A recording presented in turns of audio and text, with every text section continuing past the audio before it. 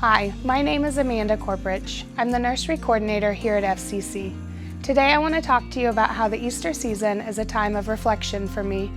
Growing up, I wasn't raised in a church, but my family did talk about God, pray, and occasionally attend services. As a teen, I was saved and came to know God. Throughout those years, I drifted in and out of a relationship with Him. When my husband and I got married, we knew we wanted to raise our future children in a church, but we hadn't found one to call home. During that time, I was working as a substitute teacher at USD 305 and had met a young boy who was in foster care. We will call him Mr. A. Mr. A was in a home that wasn't conducive to the energy of a 7-year-old and needed a new placement. I came home for weeks telling my husband all about Mr. A, the things he said, how sweet and energetic he was, and how he needed a family who could match his energy. My husband and I knew we wanted children of our own, but we weren't sure how to make having children and their needs work in our lives. Now I know there's no amount of planning and being ready that will ever prepare you for having children. But at the time, we decided to seek out Mr. A as a placement in our home. We started our fostering classes and prepared our home to have him come live with us. The Friday before Easter, we picked him up and welcomed him into our house. This is the weekend I reflect upon most often when I think about Mr. A. I was so excited that he was finally in our home, that the Easter Bunny would be coming, and that we got to practice all the things we thought we knew about being parents. That Saturday, we all woke up. I was talking to Mr. A about how Sunday was Easter and how the bunny would be visiting. The next thing he said changed my focus entirely.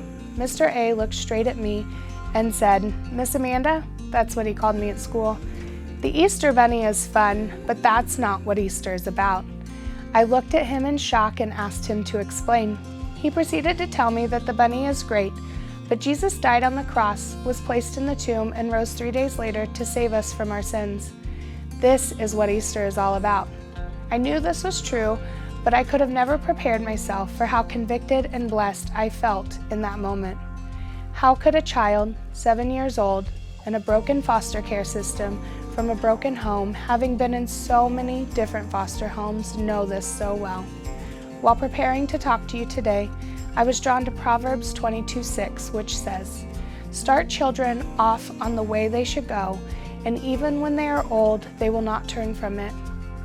Someone in Mr. A's past had taken the time to teach him about Jesus, and for that I will forever be grateful.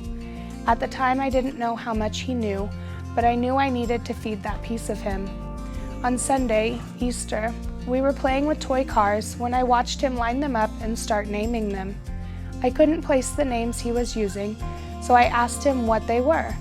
He told me he was naming the cars in order of books of the Bible. After a quick Google search, because I can't name all of them or even in order, that is exactly what he was doing. I shared these things with my mom, and she asked if she could start bringing Mr. A to Sunday school at FCC. I made some calls and found that that was possible, and she would pick him up and bring him, allowing Brennan and I rest from our newfound titles as parents. Then one Sunday, as I was getting Mr. A ready to be picked up, he asked me to go with him. I was reluctant. This was time for me and my husband to spend together, but I agreed. When my mom arrived, we loaded up together. This is how I found FCC. This is how FCC became my family's home. Mr. A couldn't stay with us long. We cared for him for about 6 months before he had to go to another home. But in that time, I bonded with him. We both drew closer to God, and without knowing at the time, I found a church home. I pray that wherever he is today, he can continue growing in his relationship with God. Today, my husband and I have 2 children of our own, and the one thing we knew we wanted to have for them was a church home. We have been blessed to find that here at FCC, and I pray that as they grow, they have the same courage Mr. A had to share Jesus' love with those around them.